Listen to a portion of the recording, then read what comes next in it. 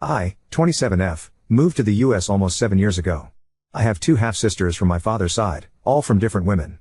We used to be very close, and despite both of them being illegitimate, I shared with them part of what little inheritance I got from my grandparents. They never recognized them and left them nothing. 2 years ago my sisters also moved to the US. The middle sister, 28, let's call her Mary, got a company to host her with a work visa. The eldest 30, Karen, not her real name, got a student visa and moved in with me since I was already working and earning a good salary. The arrangement was that I would pay bills, she would get a job at the university since she's not allowed to work outside, and that was her spending money. I would cover all bills and food. The only thing I asked was to help with some minor chores. I have a dog and a cat, and I told her she had no responsibility while she had school and work. It was fine, since I work from home, and I have a stepfamily that helped me maintaining my home, mostly because I'm the free babysitter for them. Pretty sweet deal for a student, right? Well, apparently that wasn't enough. While she was in school, Karen met Ken. I knew Ken from the time I went to university. He's a creep, but I thought harmless. Karen was head over heels for him. I warned her Ken had a bad reputation at the university, but she didn't care. She's a big girl, so I let it be, with the only condition that Ken was not allowed in my place. COVID hits, and my hours were cut. Karen's school goes on pause and she loses her campus job. Because of all of this, we moved into a small apartment. I took a second job, and did some freelance on the side. Needless to say, I had no personal life. I am dating someone, but he was also swamped with work and bills, so we barely met each other. During this time, Ann and Ken apparently got closer and he began to appear in the apartment. Karen was not part of my lease, but my landlord was very understanding. Ken began making really inappropriate comments about me. I am not a beauty queen, I just look a bit exotic, as Ken put it. I'm mixed race from the Caribbean, so I have a bit of everything and somehow it all shows. Karen looks more like our father, he was of European descent. In all honesty, Karen is more attractive. I only look foreign in this little intermountain region city. Ken would go out of his way to touch me and was just invasive. I managed to just keep in my room when he was around or use the excuse that my pets needed a walk. I didn't know exactly why, but Karen kept pushing for me to spend time on my own with Ken. It will be good for you to bond with your future brother-in-law. They had only been dating 7 months at this point. Whatever, I didn't care. I found excuses to avoid it. November 2020 I got a better position at my main career job, so I was able to quit my second job and have more me time. I reconnected with friends and one of them asked me if I was okay. I asked why and he told me Ken had been saying he was very close to getting me for personal time. I was not okay with that idea. And I very loudly said I'd rather be hit by a train than doing anything with Ken. Since I'm in a small city in the Intermountain region, the kind that most people in the same area knows each other, a lot of people had text messages or creepy stories to tell me. That was it for me. I went home and demanded an explanation. They didn't deny it. Ken even said Karen had said it was fine and I was doing them a solid as her sister, since he had a fantasy he wanted to go for. I told them both they were disgusting and that Ken had to leave or I would be calling the cops. Ken left with some insults sent my way, and Karen began telling me she didn't see the problem since my partner and I were on a break. We were not. I told her as not for her to sell around like property and that she had 2 weeks to find a place of her own. I was done with her. I called all my relatives, sent them copies of the text messages I was given, and no one in our family wanted anything to do with Karen. She moved in with Ken a few days later. It took me some effort, but I was able to get a restraining order for Ken. Couldn't get one for Karen. Still, they disappeared from my radar except for a few encounters which easily were solved with showing I was about to call 911. And then today happened and I had to hold back my laughter. Mary had kept tabs on Karen, since sisters and all, and she messaged me with a notice. Hey, Karen just called me. She's pregnant and Ken kicked her out. I just stared for a few minutes and responded, oh. That's sad. Mary knew, and supports, that I don't care or have any intentions to help. Karen used Mary's phone to call me. She begged me to help, since Mary is only letting her stay for a week before she moves to another state. Said that she missed her little sister and had no one else to go to. That she knows I have family health insurance, I pay for private health insurance for 2 relatives that are in hard times and have health conditions, and that I could do something like that for her pregnancy medical bills. This baby is a blessing and I should want to help her raise it. Meaning, I pay for everything. I let her pour her heart out for a good 5 to 7 minutes, then said nope. I ended the call. She tried calling again for a while, then stopped when I got a text message from Mary saying she had left her phone on the counter and she was sorry for the spamming. Most of my family agrees with me, even Karen's mom. The only one that disapproves is Karen's aunt. She's not my aunt, but I called her aunt anyway since I've known her for many years. She's been putting pressure on me most of the day. She only stopped when I told her one more message and I would show her text messages to my stepfather, who is her landlord. I feel bad for the baby, to a point. But this is one of those moments that all I can think is this is not my circus, and these are not my monkeys. Edit 1, someone mentioned the region inconsistency. I never looked into it, since I didn't really care, but where I live I heard Midwest and Northwest interchangeably. As far as I was concerned, it was the same thing. We don't have that type of regions in my country. So, I decided to Google while at work and found out neither is right. I live in the Intermountain region. Thanks, random stranger, for making me check on the messy regional system. Not even Google agrees on it. Also a small explanation on my grandparents. They were very old traditionalists. By the end of their lives, they didn't have much to give, so they chose to give it to the legal grandchildren. My sperm donor father had many children. I might not even know all of them. Grandparents were just tired of every other year having a new grandchild appear, and in some cases a moocher mother attached. Last, Karen's visa. She had an extension since COVID, but that is over. She's overstaying her visa. This is very common. I have relatives that do it. I don't agree, but I also had one foot in since my stepfather is American. Update 1. Mary called me this morning to have brunch and discuss things related to Karen. She told me she understood I don't want to be part of the mix, but she really wanted it to be discussed and after I can just walk out.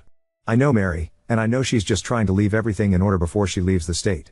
She's the peacekeeper of my siblings. I agreed on the condition that there was no way Karen would come home with me. Mary just said, if she tries to follow you, I'll drag her out myself. So I dressed up and off I went to brunch with my sisters. I'll skip the pleasantries and dumb friendly family look Karen attempted. Once we were done eating and just having coffee, Mary said all the cards on the table. She explained she couldn't take Karen with her out of state, because she's getting married to her longtime girlfriend and they can only afford a one-bedroom in her new city. She also said Karen was insane if she thought Mary would allow her to live with me, even if she had the power to make me take Karen back in. That Karen was lucky she even let her stay with her for this last few days. She told her the only reason we were doing this was because her mother had begged her to at least put Karen somewhere safe or find a solution for the pregnancy. So, she turned to me and asked me as the most stable economically if there was anything I would be willing to help with. I might be an asshole for this, feel free to roast me, but I basically said I would only give money for 3 things. 1. A termination and a hotel room while she heals from it. 2. A ticket back to home country so she can live with her mother or aunt, and get free health care. 3. A ticket to our eldest brother's home country so she can live with him because I know he will take her. I also said she had the option to put the baby up for adoption, but I would not be offering her a place to stay or a way to get medical care out of my pocket. I gave her some links to non-profits she could use. Karen started crying, saying I was trying to take away her baby and being a bad sister. That a good sister would open up her home and help care for her baby. That I never deserved to have the money I have. Most of my money is from inheritance on my mother's side of the family, so not sure how she would have gotten anything. That I was spoiled by my mother because she had money. We did, because after our father left my mother and I with nothing, she made a company from scratch. She kept babbling and making a scene, then she said something that actually hurt me. You are just mad because you will never get pregnant. Yes, I happen to be infertile. No, I can't get treatment for it. It is what it is. I already accepted it, but it still hurts. Mary knew this was a low blow for me, and basically told Karen one more stupid word like that and she'll be sleeping in the street tonight. I didn't cry or anything, just stared. Karen stopped her crying muttering and seemed to get an idea. She looked at me straight and told me to adopt her baby. I laughed at that. I told her she was insane if she thought I would adopt her baby. I don't want her in my life, let alone her ex. I don't blame the baby, but I have absolutely no intentions to be part of the child's life.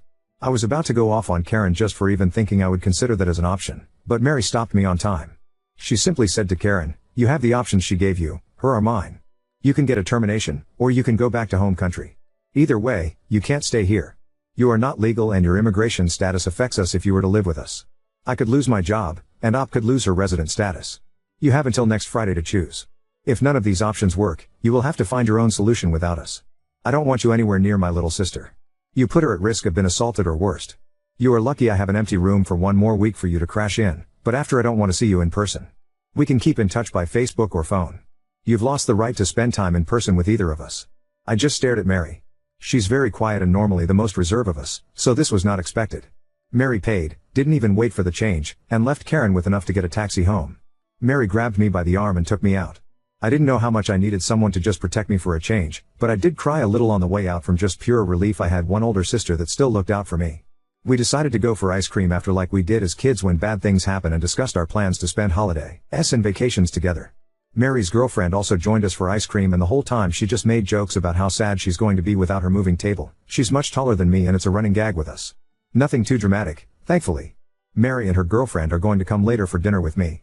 Depending how this mess ends I'll try to update, but at this point, I think it's pretty much done. Not sure if Karen will take any of the options we gave her or just do her own thing. Regardless, I have no intentions of putting my money for anything but what I said I would. And yes, Mary is my hero if anyone is curious. Small edit 1, I got asked this in a chat, and wanted to clear it up. Karen is not penniless. I gave her $10K at the start of the year when our grandmother passed away. That was her part of the $30K I was given. She's also been saving the money from her college job. I worked at the university about 4 years ago and I was getting $9 an hour. Her mom also sent her money. Unless she wasted all her funds, she won't go home without money. If that was the case, my brothers, Mary, and I would all give her something. She might be in my blacklist, but she is my sister at the end of the day. Update 2. Well, as the title says, my older half-sister Karen has made a choice. The short version of the events leading to this is Karen was living rent-free with me when she started dating a creepy guy. Her boyfriend wants to follow through a fantasy that involved my sister and I in a very disgusting activity together, and Karen was all up for it, and volunteered me without my knowledge. I kicked her out, she moved with him and got pregnant, and he kicked her out. She wanted me to not only take her in, but also basically maintain her and her baby. My sister and I gave her the options and told she would not live with either of us long term. As I mentioned in my last post, my sister Mary and I gave Karen a couple of options for her unplanned pregnancy. The options were a termination on her pregnancy, a ticket back to our home country or to our brother's home country, or she can figure a way to keep her child or put the baby for adoption. She had until tomorrow to choose, since Mary leaves on Saturday for the East Coast. Well, Karen chose none of the above. She decided to make life so difficult, she is now arrested and more than likely will be deported. Let me explain what happened. Tuesday, Mary decided to leave for a nearby national park to enjoy it one last time before she moves too far to drive there. She left Karen with a key and some money. Big mistake. Mary and her girlfriend returned yesterday and found out all the locks in their house had been changed. To make it even worse, Ken, Karen's supposed ex, had moved into their house. I know, Mary should have seen this coming, but they grew up as best friends. They used to be closer to each other than to anyone else, myself included. Obviously police were called, and it was just a major mess. Karen and Ken claimed it was their house. Mary and her girlfriend kept telling them no, it's not. It's not even Mary's house anymore. It was sold and the new family that owns it arrives on Sunday. Realtor was going to give them the key. The police officers were so done with this mess before it even escalated, and asked everyone for their IDs. Ken, Mary, and Mary's girlfriend all had their IDs. Karen only had an expired passport. Karen got arrested on immigration charges. Ken got arrested on charges relating to breaking and entering, and some others I don't know for sure. I got this second hand from Mary while she was basically about to commit a murder felony had it not being for the officers present. Today I got called about my sister. Her lawyer said she claiming to be my surrogate and that the baby in her was actually my child. Yep, she tried this. I told the lawyer that I was not looking for a surrogate or adopting a child, I am already fostering and have and that my sister got pregnant by accident with Ken. He asked if I would be willing to foster her baby, since the child would technically be American. I said absolutely not. He tried to work things with me, explaining my sister will most likely be deported otherwise. I just told him if that's the law, then that's how it will be. I asked him to please not contact me about her anymore. As far as I am concerned, the only family she has is in our home country. Aside from the scare and new locks, Mary is okay. The realtor has copies of the new keys for the family that owns the house. And now my sister and I are planning to have no contact with Karen. I don't know what exactly will happen to Karen. Nor do I care anymore. Now not even Aunt in home country wants anything to do with Karen, and even apologized to Mary and I. As for Ken, well, who knows? I hope he goes to jail, but if he doesn't, I couldn't care less. I now feel like a massive boulder is off my shoulders and can just focus on work and teaching my foster daughter about Star Wars. We have already watched all of the original trilogy and we have a Clone Wars marathon planned for the weekend. I want to thank everyone who sent me well wishes to my sister Mary, and I also to the people that share advice that I am so glad I took to heart. This has been probably the worst roller coaster family mess I've dealt with since my parents' divorce, and it came absolutely from the one person I suspected less. Can't say I have any entitled stories aside from this. Karen was once actually a very good sister, but I guess when money and comfort are involved, people change. Small update that isn't worth a new post. Karen was offered to leave the US willingly and she will face no negative effects for her status. She called my mom to see if she could convince me to give my sister the money for the ticket. Mary and I agreed to pay the ticket on the condition she never again contacts either of us. Her mom is aware of this. A&D basically told me that Karen will have to find a job within the month she arrives, or she'll be in the streets. As for lawyers and stuff, I have my own immigration lawyer aware of the mess, and he told me the only way the surrogate ploy would work would be a DNA match or a contract. None of that is around, so I'm safe. Mary booked Karen for her trip back on Friday and good riddance. Update 3. I almost made it to a month without hearing from my half-sister, but okay, Reddit, you were right. This might never be over. Also, funny enough, dear sis found my post and sent me a scathing email before I blocked her. But that's really not a big story. This one however pisses me off. So, as I posted before, My older half-sister Karen was forcefully, but not really, removed by immigration after going insane and trying to get squatters' rights on a sold house that used to belong to my other half-sister Mary. And she was escorted out, so I know she left. Things were calm for a bit, and in the meantime I focused on my 4-year-old foster daughter. Let's call her Lily. Lily's mom is one of my oldest friends. She gave birth in the US, but the Lily's father is not American and unfortunately passed away when Lily was a baby. My friend was asked to leave the US to do her immigration process off-country since she has no one to claim her aside from a minor child. This sadly means she probably won't be able to come into the US until Lily is 18. Because of our home country's education system being really bad, she asked me if I could take Lily. By this point I had already kicked Karen out, so I had an extra room. I told her it was okay if it was on Lily's best interest. Lily and I are tight as thieves and she's always seen me as her crazy fun aunt. Took a bit, but 3 weeks ago Lily's guardianship was passed from the state to me, and just in time for Halloween too. We are skipping trick or treating this year due to the pandemic, but Lily still wanted to dress up as a Sith. I am so proud of this child, I swear. My mom was incredibly happy of having a foster grandkid, especially since Lily actually doesn't have any other grandparents, so she sent her some fairly fancy Star Wars props. Obviously we got her dressed up in her Sith outfit and had a mini photo session for Grandma. And my mom posted the pictures in Facebook so Lily's mom could see them easily. My family and friends went crazy with how adorable Lily looks. She says she's not adorable, she's Sith. And then Karen strike back. Mom forgot or decided not to block Karen, and when my half-sister saw Lily's picture, she had some of her best hits such as, "My 4-year-old looks fat. She's ugly and clearly going to grow up to be a slut. She looks like a word I can't say even in writing, but it's the word starting in N that's just a handful." She got called out and told kindly to return to the darkness. But then she started to call my mother. At every hour. To ask for money, to ask how to contact me, to tell her she was wasting money on a kid that was not really her grandchild and should give her the money for her kid. Karen is not my mom's daughter. Well, eventually my mom figured how to block her. And Karen got to me through a school friend. She sent, not one, not two, a 16 pages long list of demands or she will sue me. One was getting rid of my foster daughter so I could adopt her baby. Another was an apartment I share with my cousins left to us by our maternal grandmother. $500K. My dog and my cat. Oh, and I need to get her back into the US. There's still more, most of it completely delusional. I sent a copy to my lawyer to try to pursue a no-contact order in the US. Can't do anything in my home country, but I did forward another copy to our relatives, including our eldest brother. He just said to me he'll take care. For the record, I am not taking Karen's kid in, even if I didn't have Lily. Her ex was recently released and has already caused problems for other people.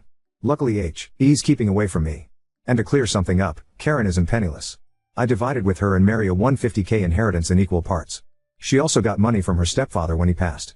In our home country, she's actually well off. The only reason I never charged rent or asked her for money was because I knew the tuition price was going to be very high and didn't want her to have to take a loan like I did for a time.